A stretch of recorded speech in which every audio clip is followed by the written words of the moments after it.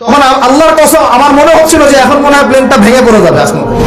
তো যেদিন এই 25 ডিসেম্বর ছিল, ওই দিন আমি আমার এয়ারে ফ্লাইও করছিলাম, সম্ভবত কক্সবাজার যাচ্ছে প্রোগ্রাম।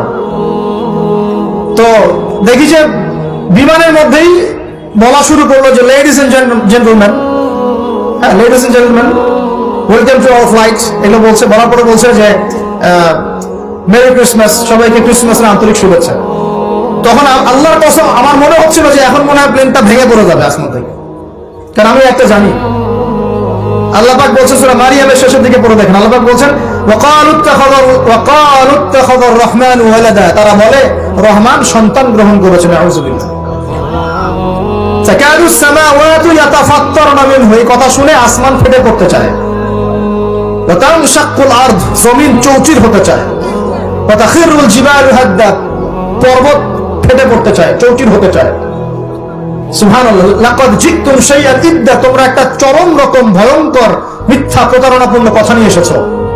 যখন বলছে কেউ মেরি ক্রিসমাস, তার মানে সে স্বীকার করছে যে 25শে ডিসেম্বরে আল্লাহ পাক ঈসা আলাইহিস সালামকে জন্ম দিয়েছেন। আউযুবিল্লাহ। তাই কি না? বুঝতে পারলে কথা? আর আমরা নামাজে বলছি লাম ইয়ালিদ ওয়া লাম ইউলাদ, কুল হুয়াল্লাহু আহাদ আল্লাহুস সামাদ। লাম ইয়ালিদ, তিনি কাউকে জন্ম দেন নাই, ওয়া লাম ইউলাদ, তাকেও কেউ জন্ম দেয়নি, ওয়া লাম ইয়াকুল লাহু কুফুয়ান আহাদ। একবার এই সূরা পড়লে কোরআনের 3 ভাগের 1 ভাগ পড়ার নেকি হয়ে যায়। 3 বার পড়লে 1 খতম কোরআনের নেকি হয়ে যায়। এমনি এমনি হয় না, কারণ কোরআনের 3 ভাগের 1 ভাগ হচ্ছে আল্লাহর তাওহীদ। কোরআনের 3 ভাগের 1 ভাগ কি? আল্লাহর তাওহীদ। এই যে 3 ভাগের 1 ভাগ। আরেক ভাগ হচ্ছে হুকুম আহকাম, কি করবে কি করবে না। আরেক ভাগ হচ্ছে হিস্ট্রি, ইতিহাস, কি হয়েছে এই পর্যন্ত বিশ্বে। কোরআন 3 ভাগে ভাগ করতে পারবে না। প্রিয় ভাইরা, এটা শিরক কিনা? এবং কোটি কোটি মানুষ কি এই শিরকে বিশ্বাস করে কিনা? এখন ওই সমাজে গিয়ে যদি আপনি বলেন সামাজিকতার খাতিরে মেনে নিচ্ছি যে এটা শিরক, তারপরে আমি আপোষ করলাম, চলবে? এখন কিছু মানুষ সামাজিকতার দোহাই দেয়। সামাজিকতা কোন সমাজে? যে সমাজ আমাকে শিরক শেখায় ওই সমাজ, যে সমাজ আমাকে হারাম খাওয়া শেখায় সেই সমাজ, যে সমাজে মানুষ বেদাতি আমল করে সেই সমাজ। কোন সমাজের পূজা করবেন? কোন সমাজের ইত্তেবা করবেন? যেই সমাজ নবী সাল্লাল্লাহু আলাইহি ওয়াসাল্লামের আদলে গড়া সমাজ, সেই সমাজের আমরা তাবেদারি করব ইনশাআল্লাহ। আর যেই সমাজ জাহেলিয়াতের আদলে গড়া, সেই সমাজের তাবেদারি করতে হবে। আল্লাহ পাক বোঝার তৌফিক দান করুন। আমিন। তো এই যে কিছু মানুষ এখানে শিরক করছে, তারপর কিছু মানুষ কি বলছে যে গ্রহ নক্ষত্র চন্দ্র সূর্যের উপাসনা করা যায়, করছে না মানুষ? কিছু মানুষ কবর পূজা করছে কিনা? করছে কিনা?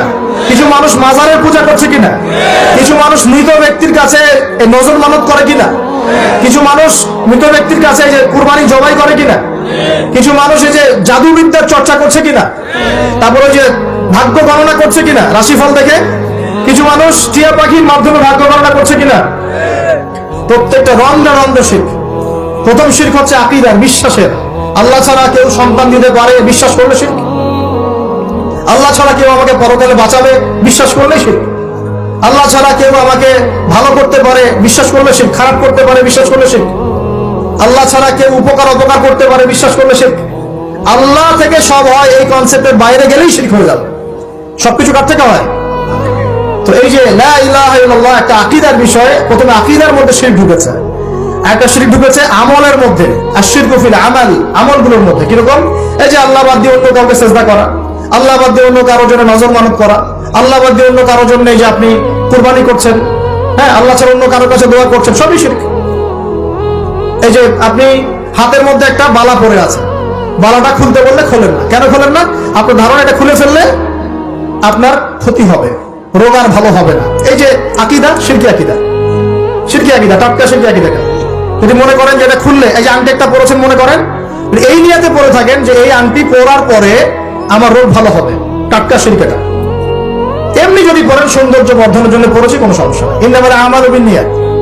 কিন্তু যদি এই নিয়তে পড়েন এই আংটিটা পরলে আমার রোগটা ভালো হবে, খুললে আর রোগ ভালো হবে না, ব্যাস শিরক হয়ে গেছে। তারপরে বিয়ে হচ্ছে না, তাবিজ করতেছে, তাবিজ করলে বিয়ে হবে, শিরক হয়ে গেল।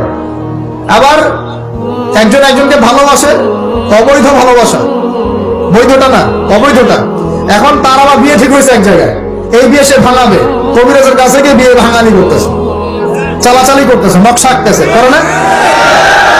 স্বামী স্ত্রীর কথা শোনে না, স্ত্রী চলে গেছে কবিরাজের কাছে, গিয়ে বলছে আমার স্বামী আমার কথা শোনে না, তাবিজ করবো, তাবিজ দেন। স্বামী ঘুমায়, বালিশের নিচে দেখে তাবিজ। আছেন এরকম কুফরি কালাম? সবই